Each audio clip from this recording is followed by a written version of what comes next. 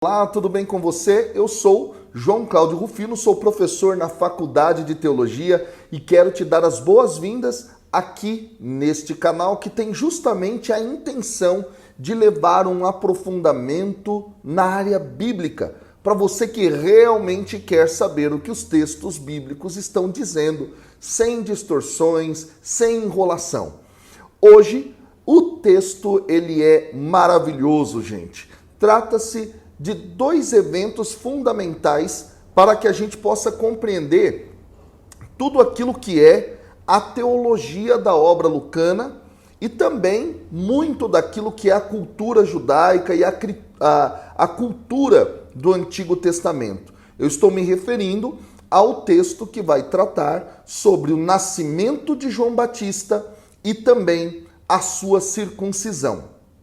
Texto este que está presente lá em Lucas, capítulo 1, versículos 57 até o 66. E aqui eu já quero pedir que você faça o seguinte, que você deixe aqui embaixo os seus comentários, que você curta esse vídeo, que você compartilhe e que você possa se inscrever nesse canal e ativar o sininho para receber as notificações. Constantemente nós temos vídeo aqui trazendo novos aprofundamentos na palavra de Deus. Beleza? Então, sem mais delongas, vamos à leitura do texto. Quanto a Isabel, completou-se o tempo para o parto, e ela deu à luz a um filho. Os vizinhos e os parentes ouviram dizer que Deus acumulara com sua misericórdia e com ela se alegraram. No 8º dia, foram circuncidar o menino. Queriam dar-lhe o nome de seu pai, Zacarias. Mas a mãe, tomando a palavra, disse: Não, ele vai se chamar João.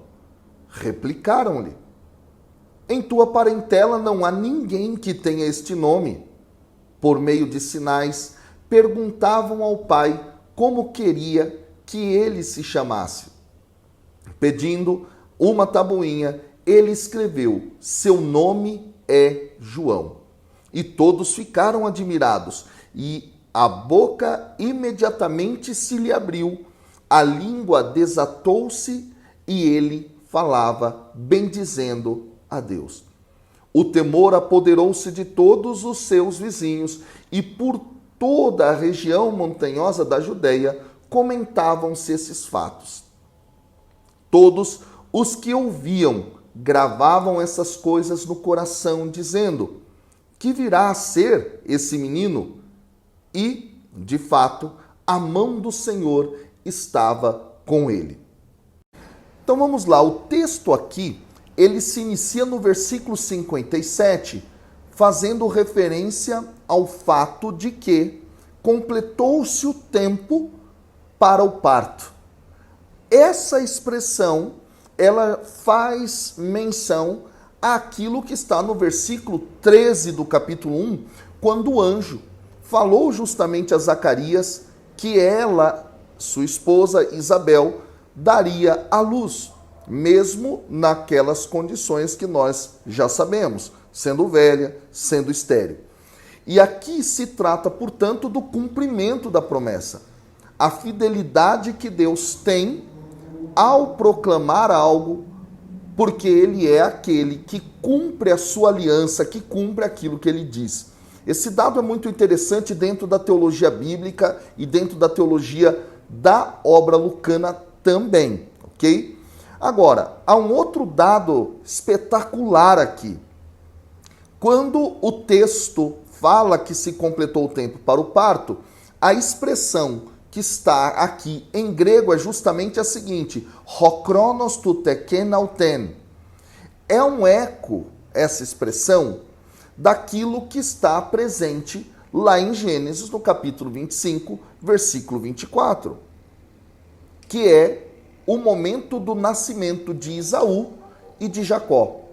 Ora, quando o autor coloca isso, a sua intenção é justamente mostrar, possivelmente, que o nascimento de João Batista não é um nascimento qualquer, mas ele está dentro daquela tradição dos grandes nascimentos do Antigo Testamento.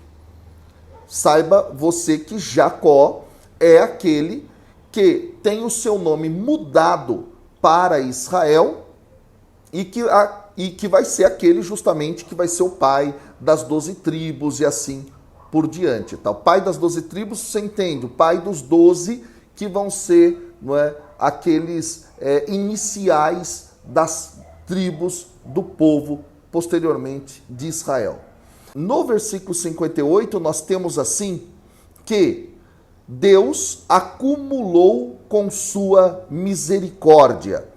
Essa é uma expressão importante aqui do ponto de vista da teologia da obra lucana. Justamente por quê? Porque Deus, nesta obra, será entendido como aquele que tem compaixão e misericórdia. Isso já está presente no versículo 50, no versículo 54 desse mesmo capítulo 1. E este versículo 58 encerra a primeira parte desse texto de hoje, que é o nascimento de João Batista, com a expressão, e com ela se alegraram. Esta expressão, ela traz um eco bastante forte daquilo que está em Gênesis, no capítulo 21, no versículo 6, que é justamente o momento em que Sara disse: Deus me deu motivo de riso, e todo aquele que ouvir isso vai rir-se juntamente comigo. Nós sabemos, Sara, esposa de Abraão, quando dá à luz ao seu filho Isaque. É aí este o momento no qual ela diz isso. Então há um eco aqui, há uma alegria posta no nascimento de João. E aí, o versículo 59, ele vai dar início àquilo que é o momento da circuncisão de João Batista. E ele diz, no 8º dia foram circuncidar o menino. Bom, nós sabemos que já desde o Antigo Testamento, a circuncisão vai ser a marca da aliança com Deus. Abraão vai ser o primeiro a passar por essa experiência lá em Gênesis, no capítulo 17, no versículo 12. E depois esse rito da circuncisão, ele vai ser repetido no livro do Gênesis, no capítulo 21, no versículo 4, e ele se tornará uma lei que todo aquele que é parte do povo de Israel deve viver, inclusive no 8º dia. Isso está em Levítico, capítulo 12, no versículo 3. O que é a circuncisão? Na prática, é cortar o prepúcio do pênis. Muitas pessoas não sabem disso, mas até hoje, no judaísmo, se vive essa experiência. Então, ao 8º dia, o menino é levado até a sinagoga e lá é feito todo um ritual que se corta o prepúcio do pênis da criança. Se tira aquela pele em volta da glande, tá? E isso é o sinal da aliança com Deus, ok? Bom, o que é interessante dentro do texto de Lucas aqui? Diz o texto que eles queriam dar o nome de seu pai, Zacarias, ao menino. Agora, por que isso acontece? E eu vou te explicar. É estranho isso aqui. É estranho pelo fato de que, dentro do judaísmo, nós sabemos que o costume era dar o nome à criança logo no momento do seu nascimento. Dentro do Antigo Testamento, por exemplo, lá em Gênesis capítulo 25, versículos 24 a 26, isso ocorre. No capítulo 29, versículos 31 a 35, isso vai também se repetir. Ou seja, é no momento do nascimento que o menino recebe, ou a menina recebe o nome. Ora, aqui, somente 8 dias depois. Há duas explicações para isso. Uma é para fazer menção, talvez aqui, a pessoa de Abraão como patriarca, como aquele que é o grande pai do povo de Israel, tá?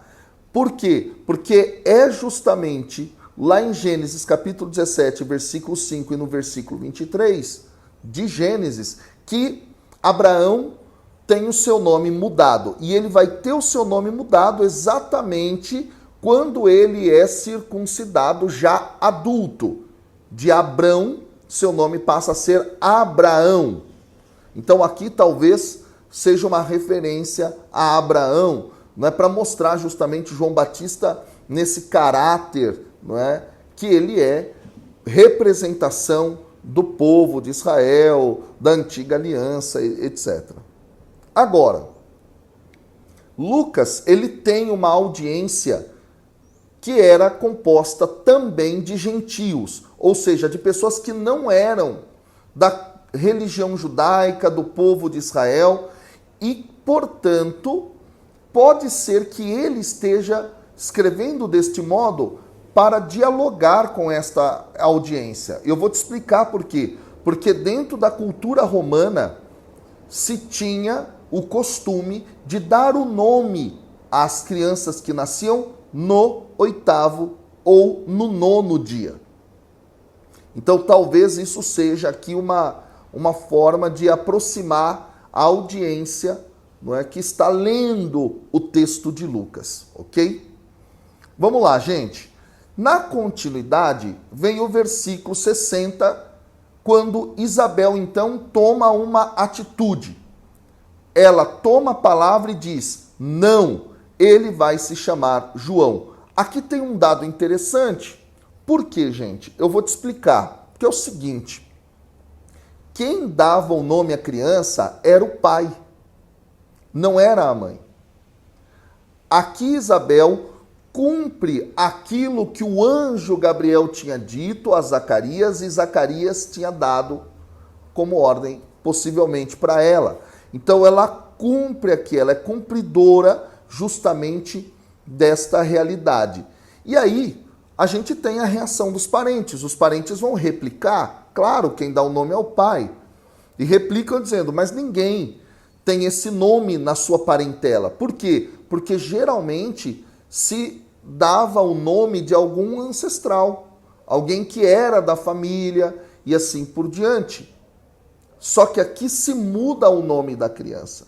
E aí eles, ao replicarem, por meio de sinais, eles vão até Zacarias e tentam perguntar para ele. E Zacarias estava mudo, lembra? Zacarias estava mudo e o texto diz que ele pediu uma tabuinha. Deixa eu explicar para você isso aqui. Como é que era essa tabuinha? Era uma madeira que tinha uma capa de cera ou argila. Então ele pegou aquela tabuinha e escreveu o nome de João. E o texto diz que as pessoas naquele momento ficaram admiradas. Elas ficaram admiradas ao terem a confirmação. E quebra, portanto, aqui um padrão. O padrão da família que tinha o nome comum de algum ancestral. Ok?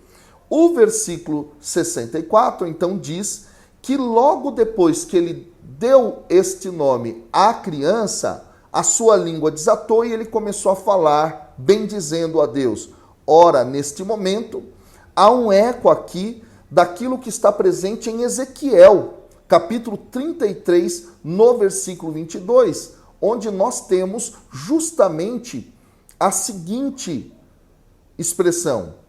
Ora, a mão do Senhor estivera sobre mim pela tarde, antes que viesse o que tinha escapado. Abrira-se-me a boca antes de, pela manhã, vir ter comigo o tal homem. Uma vez aberta, já não fiquei em silêncio.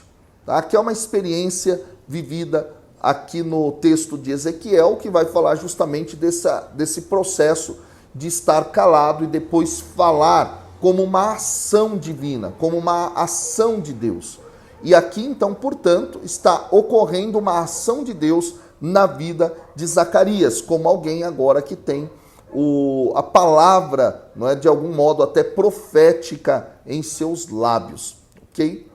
E aí nós estamos agora no versículo 65, que vai ressaltar a reação dos vizinhos. E aí nós temos que a reação dos vizinhos é que o temor apoderou-se deles.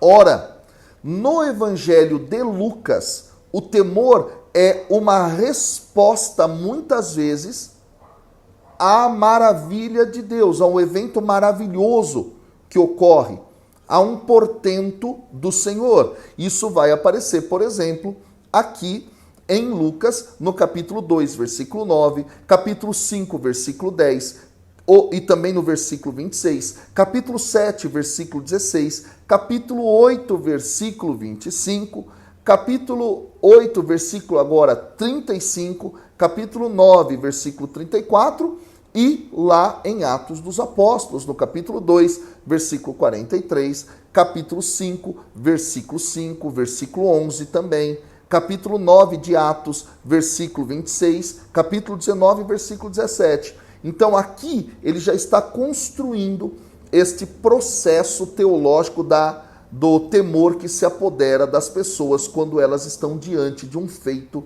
do Senhor. E aí ele continua que por toda a região montanhosa da Judéia comentavam-se esses fatos. Ora, uma outra forma lucana de dar conta deste processo, não é, de admiração, de temor que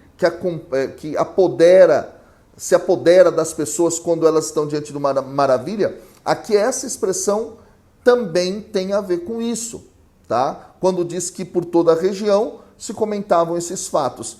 Isso estará também dentro do Evangelho de Lucas para falar a respeito do processo desse espalhamento, não é? desse espalhar-se da palavra de Deus, do Evangelho e assim por diante. Isso vai aparecer dentro da obra lucana como um todo, vários versículos, tá bom? Vamos avançar.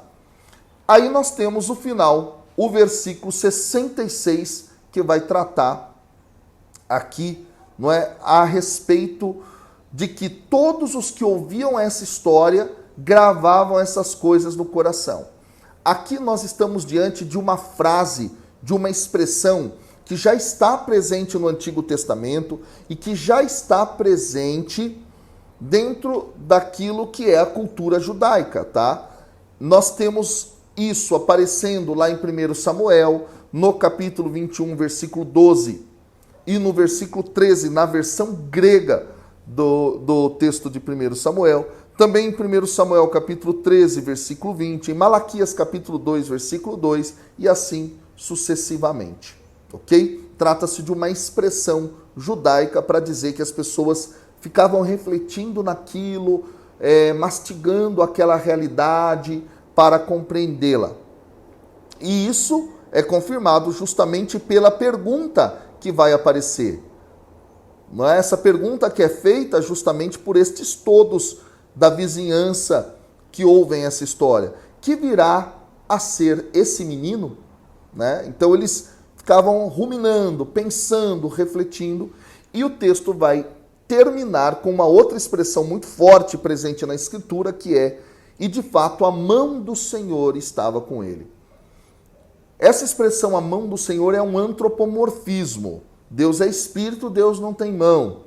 Mas essa expressão significa justamente o quê? Justamente que Deus tem poder e que Deus guia o seu povo. Isso já está presente lá em Êxodo, capítulo 6, versículo 1, capítulo 7, versículo 4, em Salmo 74, versículo 8, isso no texto da versão grega. Tá?